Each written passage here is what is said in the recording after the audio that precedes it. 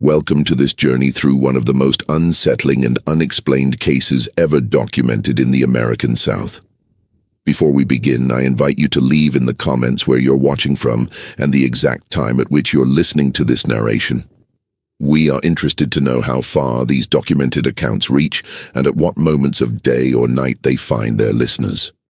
In the summer of 1844, something began in Vicksburg, Mississippi, that would challenge everything the wealthy landowners of the region believed about the world, about human nature, and about the boundaries between the natural and the supernatural.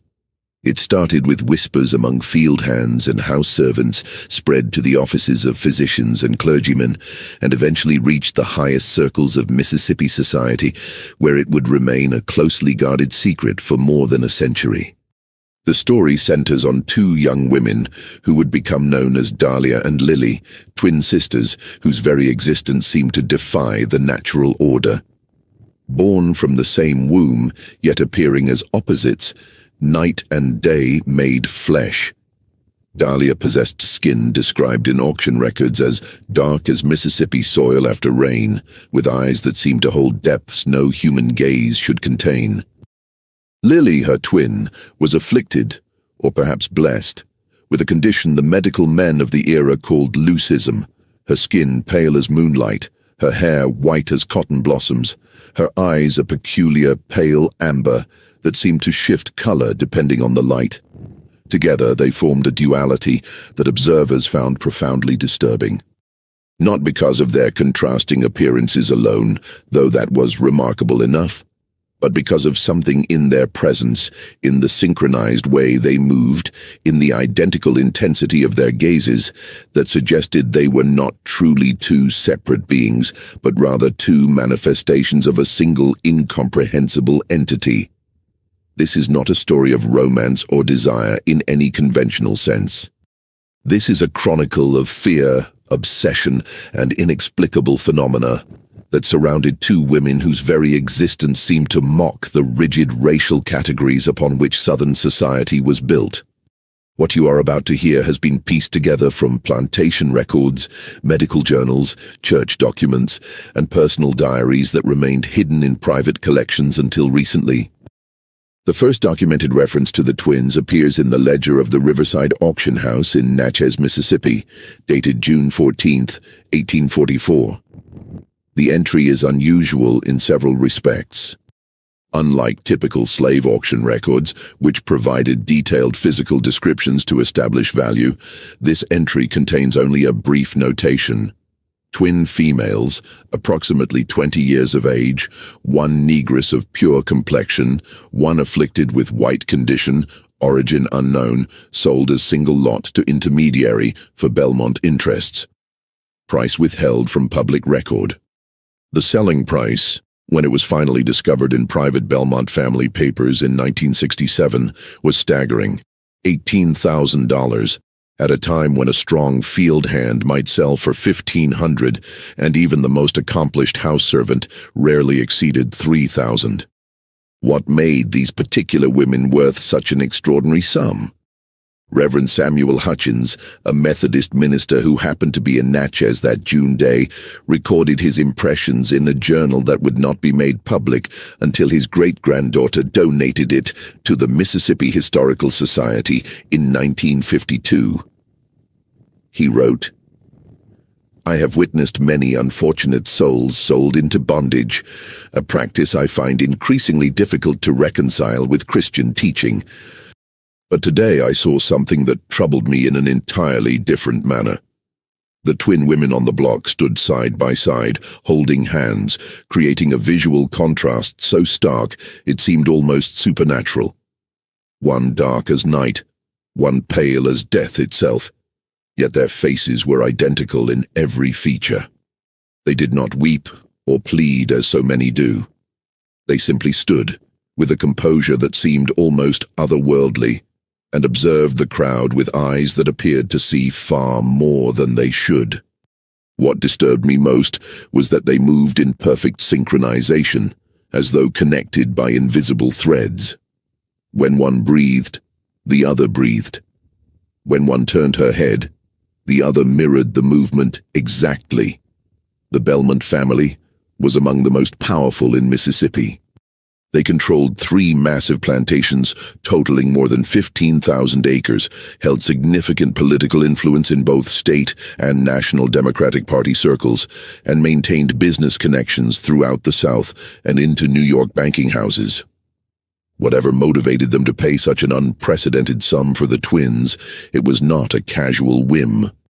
Unlike every other enslaved person purchased by the Belmont interests that year, Dahlia and Lily were not sent to work in the cotton fields or even the main household staff.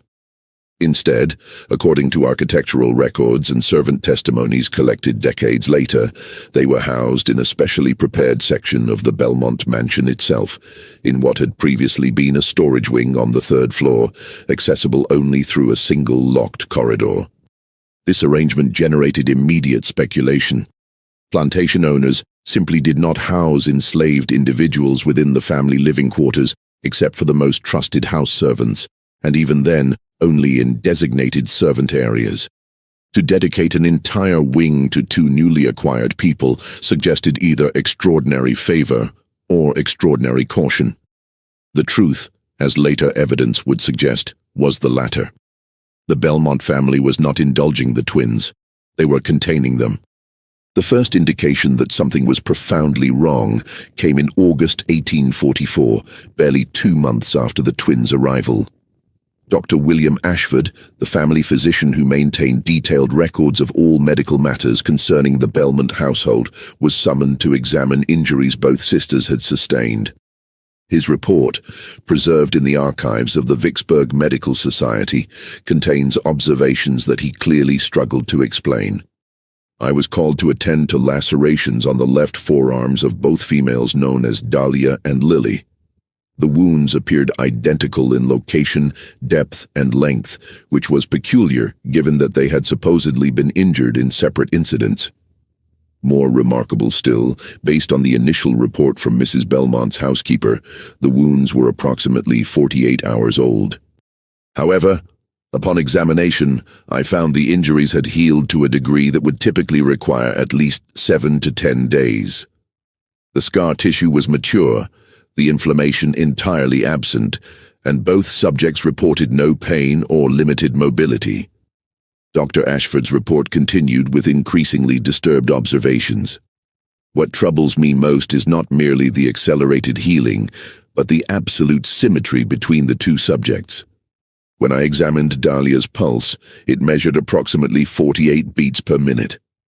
Lily's pulse, measured simultaneously by my assistant, was exactly the same, and more remarkably, the beats occurred in perfect synchronization, as though both hearts were controlled by a single mechanism.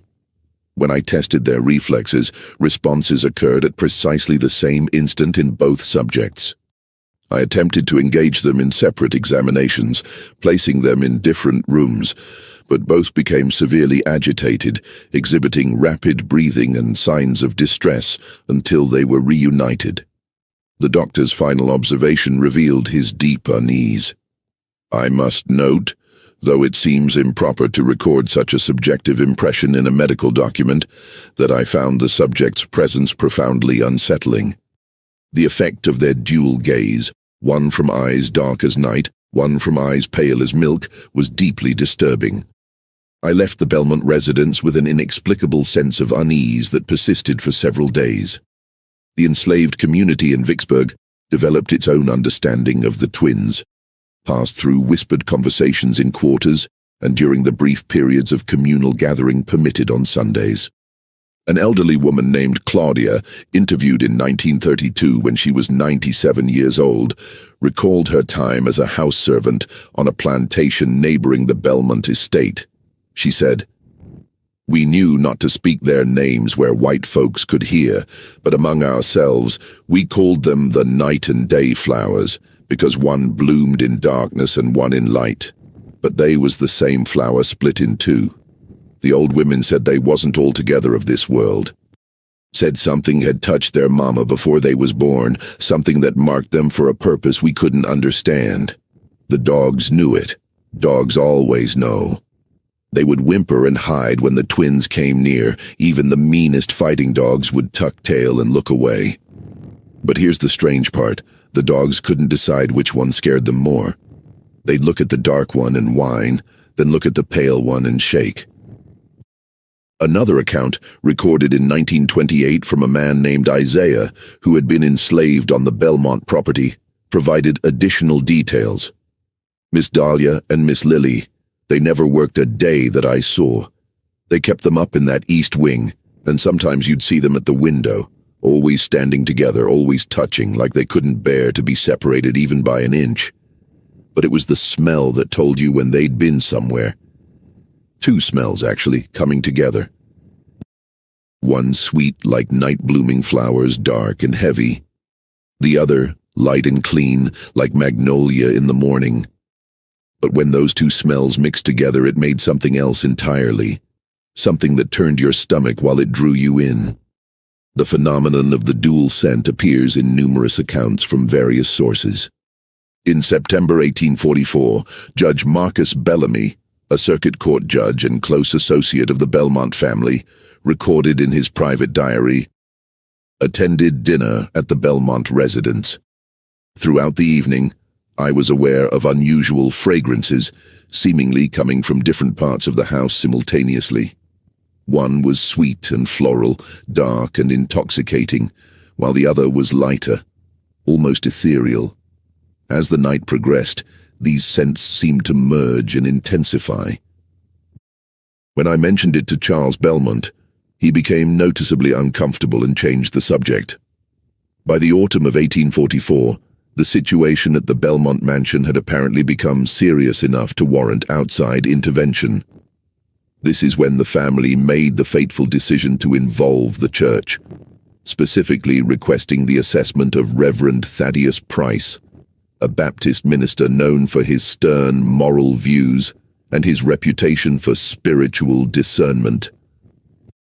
Reverend Price's encounter with the twins is documented in fragments of his own diary that survived despite his later attempts to destroy his papers. The entry is dated November 3, 1844. I was summoned to the Belmont estate to provide spiritual counsel regarding a matter they described as delicate. Upon arrival, I was taken to the third-floor east wing, to a suite of rooms where I was introduced to the twin women known as Dahlia and Lily. They sat together on a settee, holding hands, their fingers intertwined in a manner that seemed almost ritualistic. The contrast between them was stark. One possessed of the darkest complexion I have ever observed, rich and seemingly luminous. The other so pale she appeared almost translucent, like a ghost or spirit made flesh. Yet their faces were identical in every feature, mirror images that somehow emphasized rather than diminished their opposition. The diary continues. What disturbed me most was the sensation I experienced when both turned their gazes upon me simultaneously. One pair of eyes dark and fathomless, one pair pale and penetrating, but both looking at me with the exact same expression, the exact same intensity. I had the most peculiar sensation, as though their dual gaze was reaching into my mind from two directions at once, extracting memories that I had long buried. I thought of my brother, dead these 20 years, and of the circumstances of his passing. I thought of words I had spoken in anger to my wife, words I had never confessed to anyone. All of this rushed through my consciousness in the space of seconds, and I had the terrible suspicion that they were aware of every thought, that together they were reading my soul like a book open before them. The entry grows more disturbed. I attempted to engage them in conversation about spiritual matters. When Dahlia finally spoke, her words were not those of an ignorant or uneducated person. She said, in a voice that seemed to resonate with deep tones, "Reverend, you speak of sin and salvation." Then Lily continued, her voice higher and clearer but perfectly synchronized with her sister's rhythm. "But what if there are souls that exist outside that framework?" Then together, in perfect unison, they said, "What if there are people who were never meant to be saved or damned, who simply are?" The effect of their combined voices speaking as one was profoundly unsettling. What happened next is described in a subsequent entry, dated November 5, 1844, written in noticeably shaken handwriting. I preach this Sunday on the theme of resisting temptation, as I have done countless times before. But when I reached the pulpit and looked out at the congregation, I found I could not continue with my prepared sermon. Instead, I heard myself saying words I had not planned. I said, "Do not fight against the temptation, for it is already among us, walking in two forms, speaking with two mouths, seeing with four eyes." The congregation sat in stunned silence. I cannot explain what came over me. I felt as though I was standing outside my own body, watching myself speak words that were not mine. Reverend Price resigned from his pulpit in December 1844, citing health concerns. He never ministered again. His wife, in a letter to her sister, wrote, "Thaddeus is not the man he was.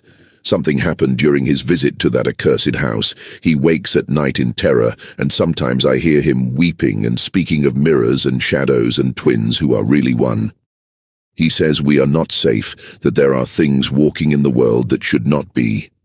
I fear greatly for his sanity." The impact of the twins' presence was not limited to those who met them directly. Throughout the winter of 1844 and spring of 1845, a series of inexplicable events plagued the families and businesses associated with the Belmont interests.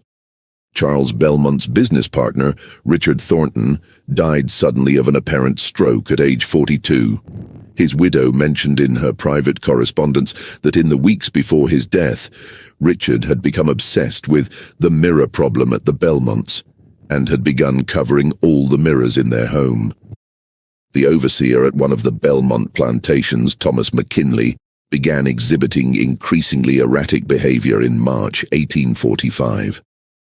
According to testimony from other plantation employees, McKinley claimed he could hear two voices speaking in harmony at night, singing words in a language he did not recognize. He told his wife that he had seen the twins standing at the edge of the cotton fields at dusk, though the Belmont family insisted they never left their third-floor rooms. On May 3, 1845, Thomas McKinley was found dead in his quarters from what was ruled a heart attack. His final journal entry contained only a single sentence written and rewritten dozens of times. "They are not two, they are not two, they are not two." Most disturbing was the case of James Belmont, Charles's younger brother, who managed the family's cotton gin operations. In April 1845, James became convinced that the twins were somehow responsible for a series of mechanical failures. He told his wife that he had seen them standing in the doorway of the facility one evening, and as he watched, they had stepped toward each other, and their silhouettes had overlapped, creating a shadow that was neither wholly dark nor wholly light. 2 weeks later, James Belmont was discovered in his office with his service pistol beside him, dead from a self-inflicted gunshot wound. He left no formal note, but on his desk was found a piece of paper with a crude drawing showing two female figures, one shaded dark, one left white, with an equals sign, followed by a single figure that was half dark and half light. Below the drawing were the words, "God help us when they remember they are one." It was after James's death that the Belmont family made the decision to invite scientific examination of the twins. Dr. Adrian Rowley was a physician from New Orleans with advanced medical training in European institutions. He was brought to Vicksburg in June 1845 under conditions of strict confidentiality, paid a substantial fee, and given unusual latitude to conduct examinations that would not have been permitted under normal circumstances. Dr. Rowley's research journal, discovered in 1973 in a private collection in Louisiana, provides clinical details that read like something from a Gothic novel. His entry from June 28, 1845, describes an experiment with blood transfusion.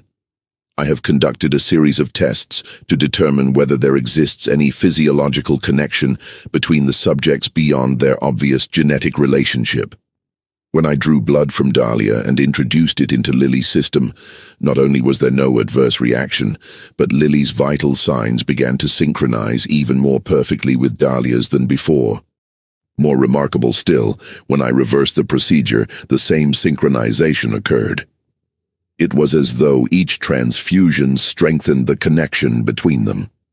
A subsequent entry reveals even more disturbing findings. When the subjects are separated by distance, even by a simple partition placed between them so they cannot see or hear each other, both exhibit immediate and severe distress. Heart rates elevate dramatically, breathing becomes labored, and they begin to call out to each other in voices that seem to harmonize impossibly. But here is what truly defies explanation. Despite their obvious distress, their physiological responses remained in perfect synchronization. Their hearts beat in unison, their breathing fell into identical patterns, as though they remained connected by some mechanism science has yet to discover. Dr. Rowley's entries became increasingly troubled. On July 15, 1845, he wrote, "I have begun to question the wisdom of this investigation. More troubling are the dreams. For the past week, I have experienced vivid nightmares in which I see through 4 eyes simultaneously, 2 perspectives that somehow merge into a single vision that is more complete than ordinary sight. In these dreams, I am both Dahlia and Lily, experiencing the world from both viewpoints at once. And I understand with terrible clarity that they are not truly separate individuals, but rather 2 halves of a single consciousness that has been split between 2 bodies." An entry from August 1st, 1845, reveals Rowley's growing fear. "I have conducted an experiment that I now deeply regret.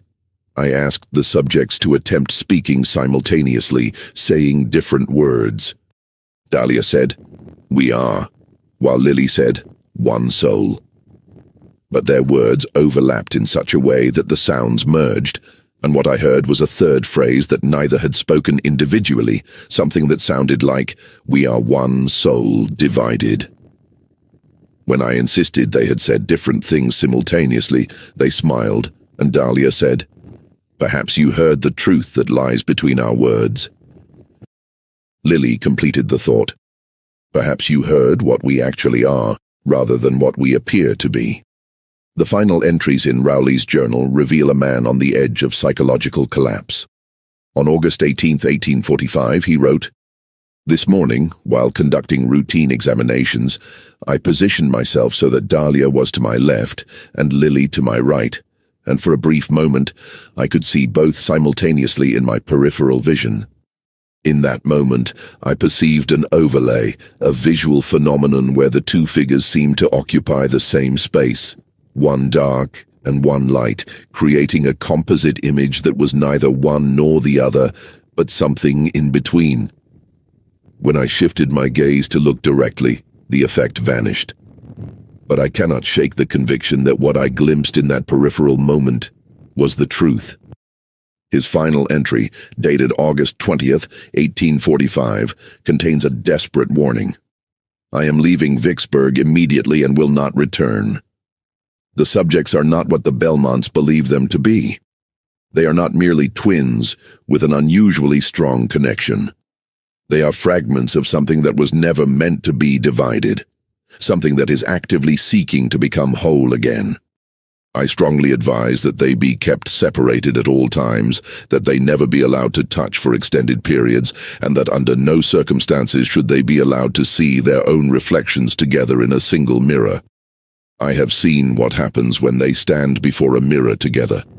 The reflection does not show 2 figures. It shows one." Dr. Adrian Rowley was found dead in a swamp outside Vicksburg 6 days later. His body showed no signs of violence or struggle. The official cause of death was listed as accidental drowning, though the medical examiner noted several peculiarities. The body had decomposed far more rapidly than would be expected. More bizarrely, the examiner noted that Rowley's tongue had been removed. Most disturbing was a detail mentioned only in the examiner's private notes. Rowley's eyes had changed color. One had become very dark, almost black, while the other had become pale, almost colorless. After Dr. Rowley's death, the Belmont family's approach to the twins changed dramatically. New rules were implemented with strict enforcement. The twins were no longer allowed to hold hands or touch each other for more than brief moments. Their rooms were separated, with a locked door between them. All mirrors were removed from their quarters. Most significantly, they were never allowed to be in direct sunlight together at the same time. A letter from Margaret Belmont to her sister, written in September 1845, provides some insight. We have been advised that the subjects must be kept as separate as possible without causing them actual harm. It seems their connection strengthens when they are in physical contact, and that sunlight somehow facilitates this strengthening. James understood this before his death, though it drove him to despair. He saw something that convinced him of the danger. I think of them sometimes, those poor creatures, split between two forms, longing to become whole. Is it mercy to keep them separated, or is it cruelty? Despite these precautions, incidents continued. Servants reported hearing singing at night, two voices in perfect harmony, though the twins' rooms were on opposite ends of the wing. The mixed fragrance grew stronger, permeating the entire mansion. Guests began declining invitations, though the truth was that the house had acquired a disturbing reputation. In February 1846, a new phenomenon began. Several neighboring plantation owners reported seeing identical figures, one dark and one light, standing at the edges of their properties at twilight. The figures never moved, never spoke, simply stood watching. The disturbing aspect was that these sightings occurred simultaneously at different locations miles apart, at times when the Belmont household staff swore both twins were secured in their rooms. A planter named Harrison Wade recorded in his diary, "I saw them again tonight, standing at the boundary of my northern field. I took my rifle and approached, but as I drew near, I realized I could see through them as though they were projections or spirits. I called out, and both turned to face me. Then they began to walk toward each other, and as they did, they became more solid. When they met and touched hands, there was a moment when I could not distinguish between them. Then they were gone, leaving only that strange, mixed fragrance and a feeling of profound wrongness." The Belmont family, growing increasingly desperate, contacted Professor Elias Thornton from Yale College, who specialized in animal magnetism and mesmerism. He arrived in March 1846 and spent 2 weeks attempting to study the twins. His private journal tells a disturbing story. March 15, 1846. The subjects exhibit a connection that transcends any known biological or psychological mechanism. They complete each other's thoughts, mirror each other's movements, and display physiological responses that synchronize regardless of physical separation. More remarkably, they seem capable of projecting themselves beyond their physical bodies. I have verified with the household staff that both subjects were in their rooms at times when they were reportedly seen miles away. Professor Thornton's journal entry from March 22nd reveals his growing alarm. "I have begun to dream their dreams, vivid visions of a time before their birth, of a single soul being torn in half, of darkness and light separating into distinct forms, of a terrible loneliness that can only be assuaged by reunification." The professor's final entry, dated March 24, 1846, is chilling. "Last night, I was awakened around 3 a.m. by the sensation of being watched. When I opened my eyes, I saw them both standing at the foot of my bed, though I knew this was impossible as their rooms were locked. They were holding hands, and where their hands joined, the boundary between them seemed to blur. They spoke in unison. 'We are tired of being divided. We want to be whole again.' Then they simply faded.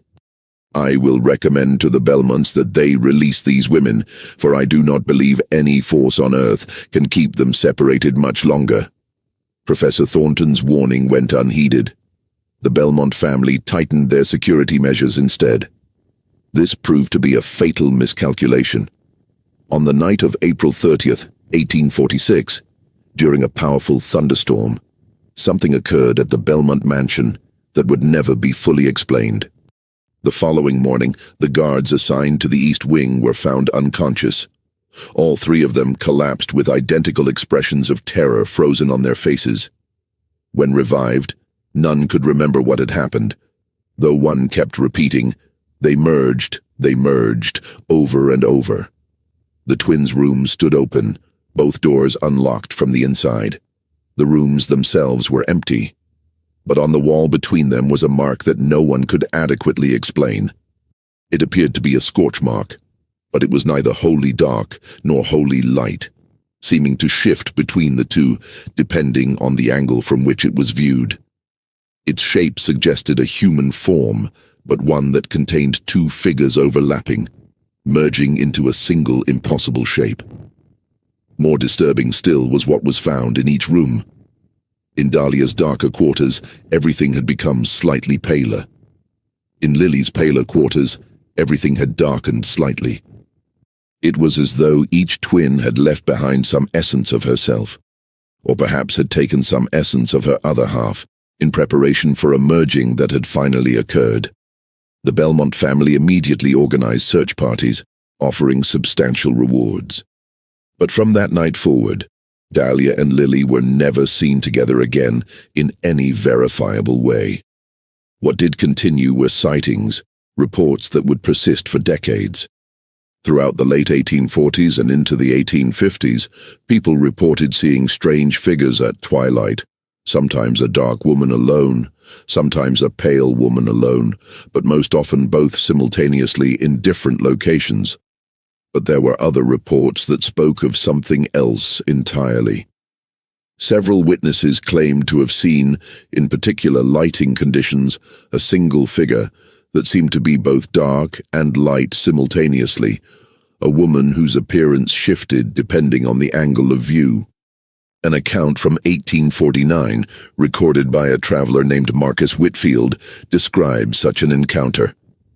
I was riding along the Natchez Road at dusk when I saw a woman standing by the roadside. As I approached, I could not determine if she was of dark or pale complexion, for she seemed to be both. When I drew alongside her, she turned to face me, and I saw that she possessed 4 eyes, 2 dark and 2 pale, all looking at me with the same expression of profound sadness mixed with triumph.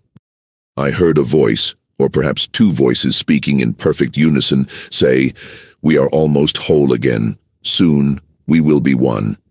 Then she, or they, simply stepped backward and vanished. The Belmont family never recovered from the scandal. Charles Belmont died in 1848 of what physicians termed a wasting disease, though those who attended him spoke of how he would call out in his delirium about the merging and 2 becoming one. His wife Margaret retreated from society entirely.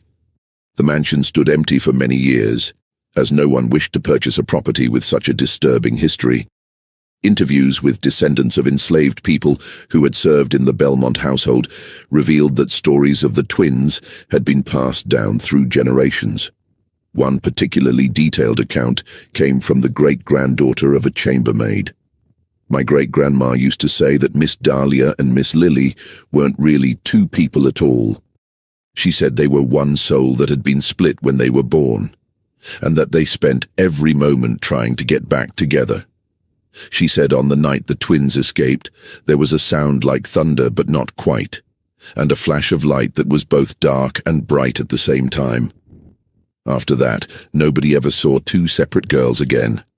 What they saw was one being that was both and neither, something that existed between black and white, between separate and joined, between human and something else entirely. Throughout the remainder of the 19th century and into the 20th, reports continued. A farmer in 1867 reported seeing a woman who couldn't decide what color she was. A riverboat captain in 1889 described a figure that seemed to be 2 people overlapping.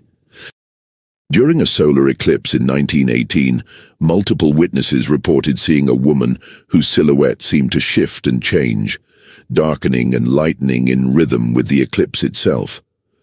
Most tellingly, the phenomenon of the dual fragrance continued to be reported, often preceding unusual events or appearing at sites where boundaries seem thin: crossroads, riverbanks, thresholds, mirrors, twilight hours. In 1923, an elderly woman named Delilah Johnson was interviewed by a graduate student. She made a statement that has become widely quoted. "People always ask what happened to those twin girls, but they're asking the wrong questions. Those girls didn't go nowhere. They finally got back together. They became what they were always meant to be. One soul in one body, or maybe one soul that don't need a body no more. The white folks tried to keep them split apart because they were scared. Well, they did come together, and what happened is they became something we don't have a word for." In 1962, when the former Belmont Mansion was scheduled for demolition, workers discovered that the east wing had been sealed shut with brick and mortar. When the wall was breached, the rooms remained almost pristine.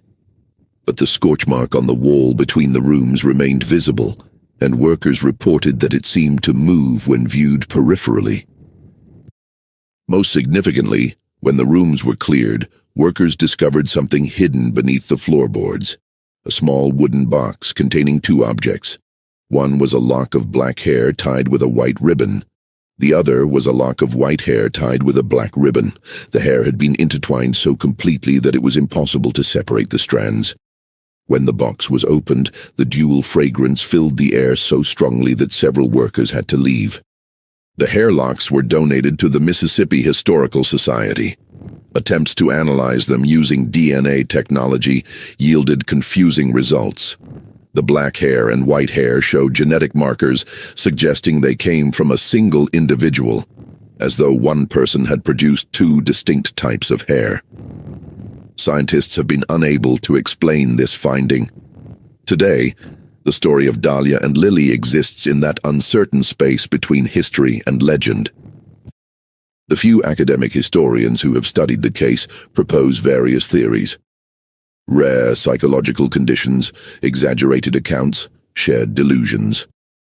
But these explanations fail to account for documented facts: multiple reliable witnesses, the physical evidence, the genetic anomaly, and continuing reports of encounters. Dr. Maria Reyes, who wrote her dissertation on the case in 2003, stated in her conclusion, "After years of research, I have come to accept that some aspects of this case will never be adequately explained within our current frameworks of understanding. What occurred in Vicksburg between 1844 and 1846 involved phenomena that we do not yet have the language or concepts to fully comprehend. They began as two. They strove to become one. And if the continuing reports are to be believed, they succeeded in achieving a state that is neither two nor one, but something else entirely. To this day, people in Mississippi claim to encounter what they call the Twilight Woman, or the Sister Soul, a figure seen at dusk or dawn, at crossroads and thresholds, a being that seems to be both dark and light, both one and two. These accounts are easily dismissed as folklore. But then there is the scent. Multiple people, many with no knowledge of the historical case, report encountering a strange mixed fragrance. Dark, heavy flowers combined with light, ethereal blossoms. And those who encounter this fragrance sometimes report a feeling of presence, a sense of being observed by four eyes, too dark and too pale, of being seen from two perspectives simultaneously. Perhaps the final word belongs to an anonymous entry in the Mississippi Historical Society's archive guest book, written in 2015. I came here to research my family history and happened upon the Dahlia and Lily files by accident. As the sun set, I swear I smelled flowers, two types blending together. When I looked up, I saw reflected in the window glass a figure standing behind me. But when I turned, no one was there. Yet in the reflection I could still see her or them, one form that seemed to contain two. looking at me with eyes both dark and light. I heard, or perhaps felt, words. We are still here, still together, still one and two and neither. We are what happens when the divided finally merges. Then, the reflection faded, leaving only the mixed scent of flowers. And so the story of the most seductive enslaved twins in Mississippi history ends, or perhaps does not end, but continues in a different form, transformed from documented history into persistent mystery. Something extraordinary occurred in Vicksburg in the 1840s, something that still echoes through the region in whispers and scents and strange sightings. On humid nights in Mississippi, when the air is thick and the boundary between day and night seems uncertain, some people still report encountering that mixed fragrance of dark and light flowers. And those who know the story will whisper a prayer or blessing, acknowledging the presence of something that was divided but refused to remain separate, something that fought its way back to wholeness, something that exists now in that liminal space between one and two, between present and absent, between the natural and the supernatural. They say if you listen carefully in those moments, you can hear singing, two voices in perfect harmony, creating overtones that resonate in the chest and bones, singing in a language that communicates directly to something deep within us about what it means to be split and to yearn for reunification, what it means to be divided and to fight to become whole again. And perhaps that is the true lesson of Dahlia and Lily. They remind us that there are bonds strong enough to transcend any barrier, connections deep enough to survive any attempt at separation, and that sometimes, against all odds, love will find a way to become complete again. The bizarre secret of the most seductive enslaved twins in Mississippi history is not that they were beautiful or that strange phenomena occurred in their presence. The secret is that they were never truly two separate beings at all, but rather one soul that had been torn in half, and that they spent their entire observable existence fighting to undo that division. And if the legends are true, they succeeded. They are whole now, existing in that space between, visible only at certain times, when the light is neither full day nor full night, when the world itself seems balanced between different states of being. And in that space, they are together, finally and forever, one soul in one impossible form that is both dark and light, both present and absent, both of this world and beyond it. That is the bizarre secret that no one could ever explain. It speaks to something so profound and so fundamental to the human experience that we lack the language to express it fully. The knowledge that we are all, in some sense, divided from ourselves, separated from our wholeness, and that our deepest longing is to be reunited with whatever part of us we have lost. To become complete. To be finally, impossibly, perfectly whole. Some days feel off. Like I'm standing but still falling. A little pain, a little tired, and no one to tell it all to. There are days that feel unsteady, like I'm drifting out of place. Every step just feels so heavy, with a smile I have to fake. A little hurt I keep inside me, a little weight I always hide, and 1,000 quiet worries I've been holding deep inside.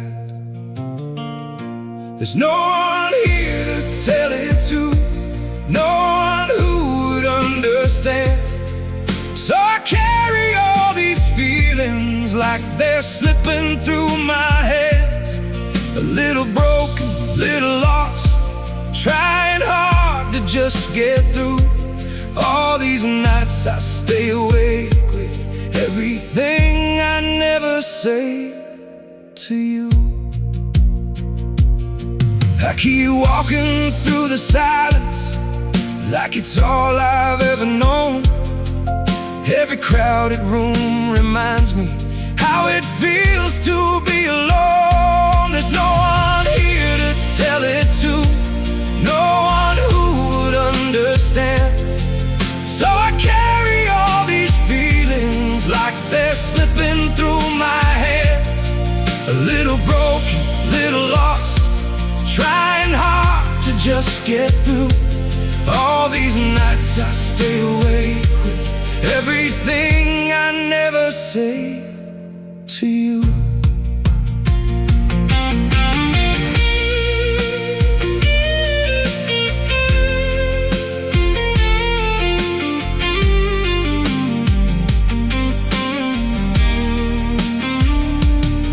Maybe one day I'll be stronger, maybe I'll learn how to speak, but for now I keep it buried in the parts of me too weak.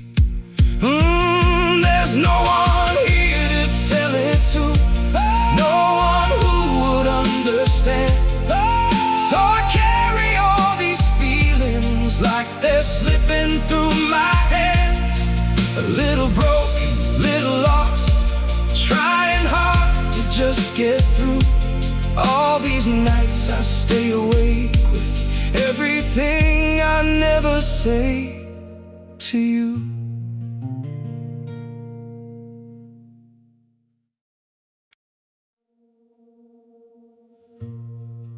Don't pity me.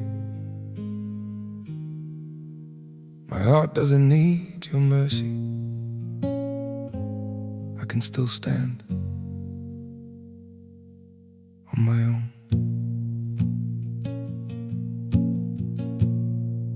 I was broken by your leaving, fell deeper than I thought I would, but pain has taught me how to heal now and survive what once I couldn't.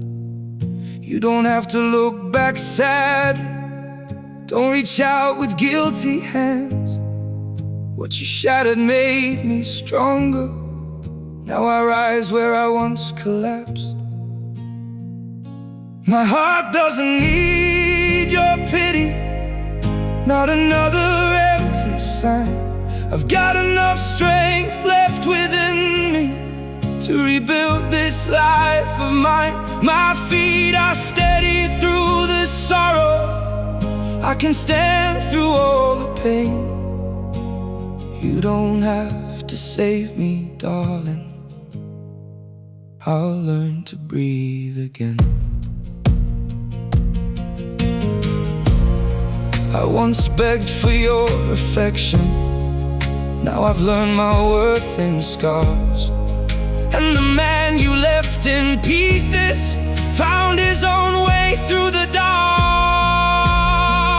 My heart doesn't need your pity, not another empty sign. I've got enough strength left within me to rebuild this life of mine. My feet are steady through the sorrow, I can stand through all the pain. You don't have to save me, darling, I'll learn to breathe again.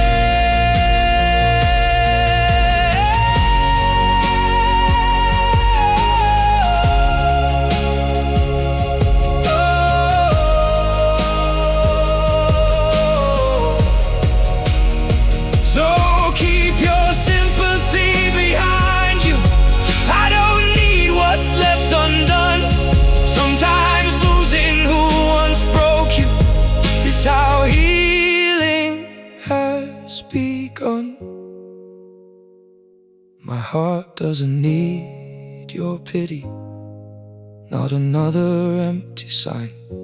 I've got enough strength left within me to rebuild this life of mine. My feet are steady through the sorrow, I can stand through all the pain. You don't have to save me, darling, I'll rise alone again.